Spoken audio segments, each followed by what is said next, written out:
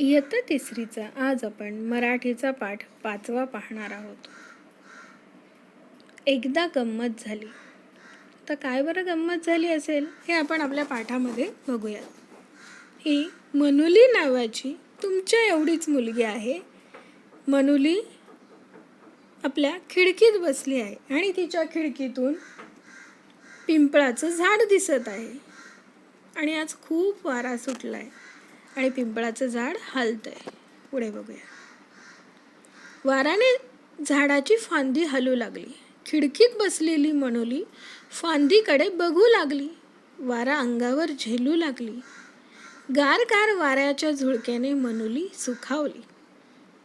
तिला छान गार वारं येत होतं, त्याने मनुली सुखावली म्हणजे तिला आनंद झालाय.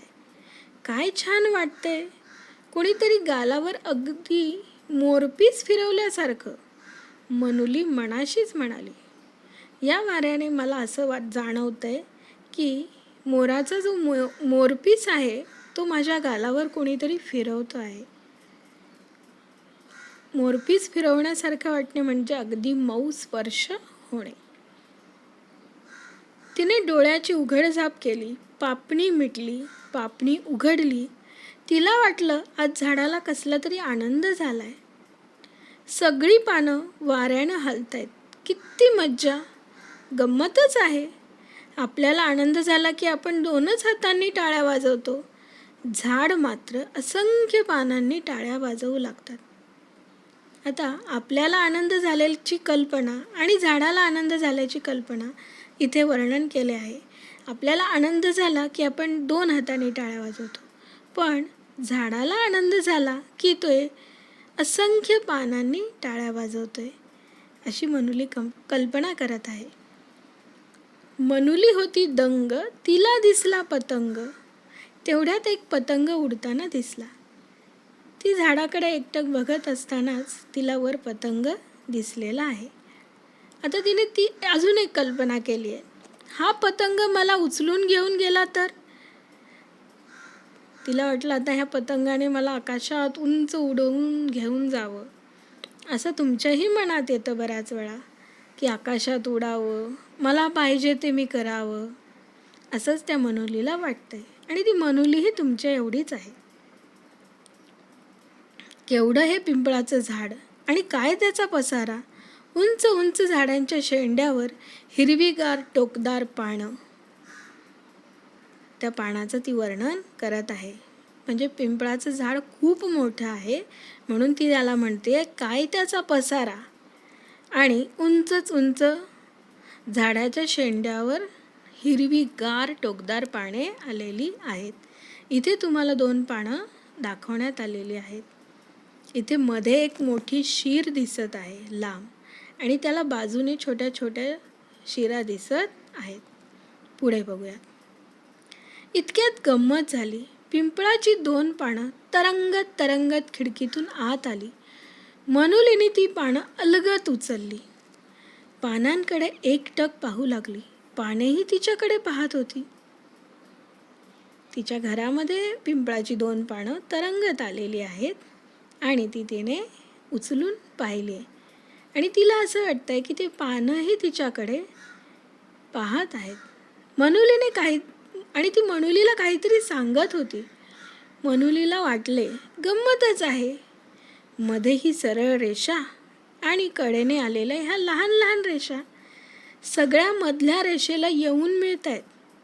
तिनं पानं आपल्या पुस्तकात ठेवली. पुस्तक दप्तरात ठेवून ती शाळेत गेली. बाई वर्गात आल्या. बाईंनी प्रथम नदीबद्दल माहिती सांगितली आणि नदीची कविता शिकवू लागल्या. एखाद्या डोंगरात नदीचा उगम होतो. ती वाहत वाहत डोंगरावरून खाली येते. डोंगरावरून येणारे छोटे छोटे प्रवाह तिला येऊन मिळतात. मग नदीचं पाणी आणखी वाढतं. नदी पुढे पुढे जाऊ लागते. बाई नदीबद्दल माहिती सांगत होत्या. आज बाईंनी काय केलंय, थोडी नदीची माहिती सांगितली आहे आणि एक नदीवरची कविता त्या सांगत आहेत, त्याबद्दल माहिती देत आहेत. आणि पूर्ण कविता शिकवून झाल्यावर बाईंनी सांगितलं आहे की उद्या नदीचं चित्र काढून आणा.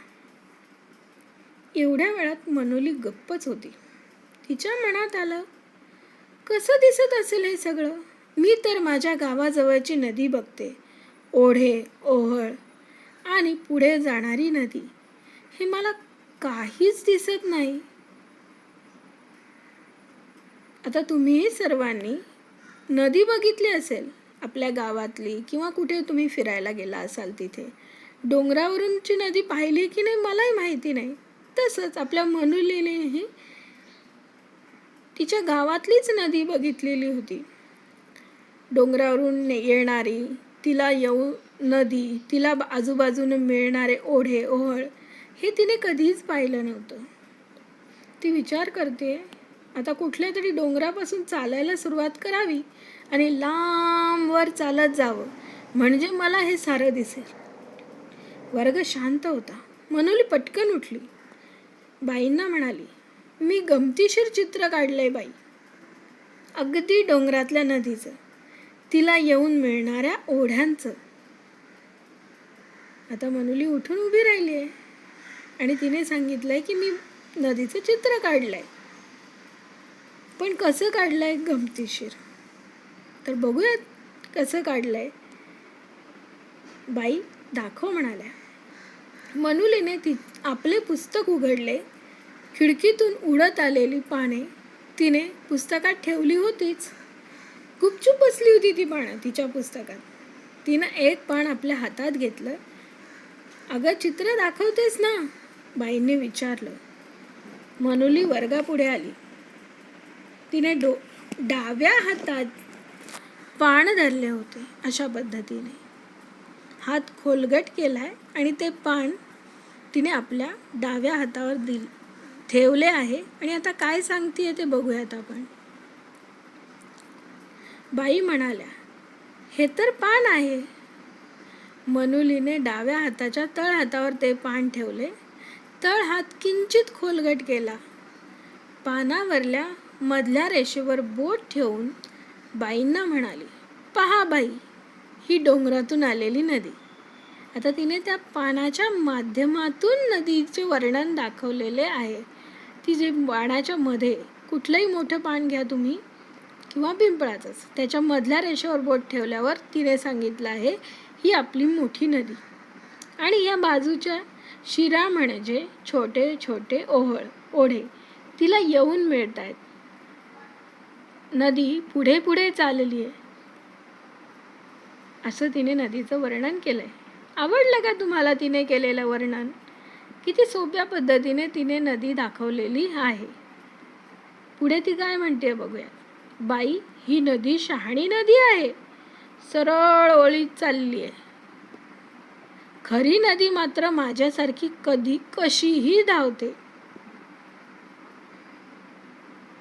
आता ती म्हणते, आता इथे जशी सरळ नदी दिसते तशी आपली नदी नसते, ती वाकडी तिकडी चालते, अगदी माझ्यासारखी. मी पण सरळ चालत नाही, त्याचप्रमाणे नदी पण सगळीकडे वाकडी तिकडी चालते, असं तिने सांगितलं आहे.